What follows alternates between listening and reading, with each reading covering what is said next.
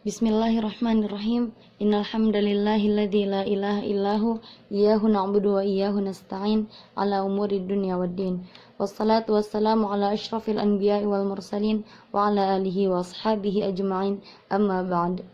Alhamdulillah, pada kesempatan kali ini di mata kuliah Pendidikan Kewarganegaraan, saya Syafira Nur Azizah dari program studi Ahwal Syakhsiyah akan menjelaskan mengenai implementasi penegakan hukum di Kota Serang. Pada pembahasan kali ini ada 3 pokok pembicaraan yang akan saya paparkan. Yang pertama, definisi hukum dan tujuan dibentuknya suatu hukum. Yang kedua, proses penegakan hukum. Yang ketiga, implementasi penegakan hukum di Kota Serang, Provinsi Banten. Yang pertama, definisi dan tujuan hukum. Hukum adalah kumpulan peraturan yang mengatur tingkah laku manusia di dalam masyarakat dan terdapat sanksi bagi para pelanggarnya. Hukum mempunyai sifat memaksa, mengikat, dan mengatur hubungan manusia dengan manusia, manusia dengan masyarakat, serta masyarakat dengan masyarakat. Tujuan dibentuknya hukum adalah menciptakan kebaikan, menjamin keadilan, dan ketertiban kehidupan bermasyarakat. Yang kedua, proses penegakan hukum. Siapa yang harus berpartisipasi dalam menegakkan hukum?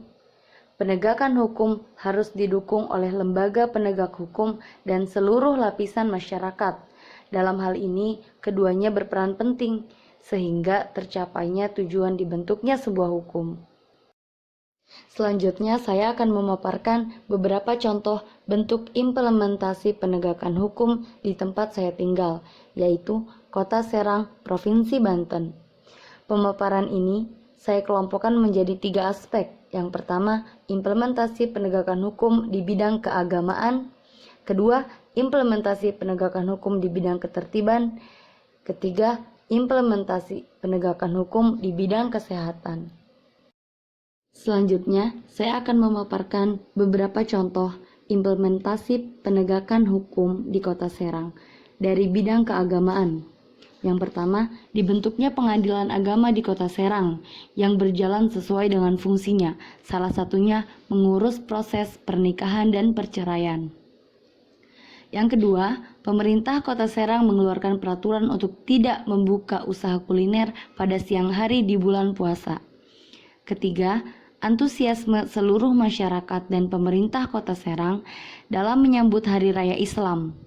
Keempat, pembangunan Masjid Agung Kota Serang yang digunakan oleh masyarakat umum untuk berbagai macam ibadah. Selanjutnya, dari bidang ketertiban. Pemerintah Kota Serang telah menetapkan bagi para pelanggar lalu lintas yang tidak membawa surat-surat kendaraan akan dikenakan denda atau ditindaklanjuti menuju proses persidangan.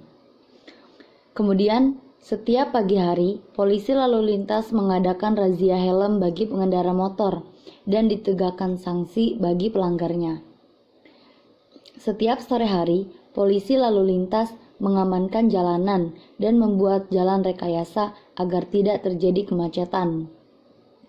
Kemudian juga, aparat kepolisian mengusut seluruh kasus pelaku kejahatan di Kota Serang, kemudian mengangkat kasus tersebut ke pihak yang berwenang untuk ditegakkan keadilan.